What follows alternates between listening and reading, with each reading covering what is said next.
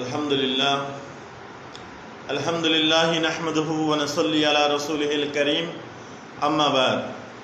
আমার সম্মানিত বন্ধুগণ, যে ব্যক্তি ফজরের নামাজের পরে 3 বার ইস্তিগফার পাঠ করবে, যে ব্যক্তি আসরের নামাজের পর 3 বার ইস্তিগফার পাঠ করবে, যে ব্যক্তি মাগরিবের নামাজের পর 3 বার ইস্তিগফার পাঠ করবে, 3 3 9 প্রতিদিন দিনে 9 বার, ফজরের সময় 3 বার, আসরের সময় 3 বার, মাগরিবের সময় 3 বার, এরকম 3 3 9 বার ইস্তিগফার পাঠ করবে, আল্লাহ তাআলা তাকে সাগরের ফেনা পরিমাণ যদি গুনাহ হয় আল্লাহ তাআলা মাফ করে দেবে।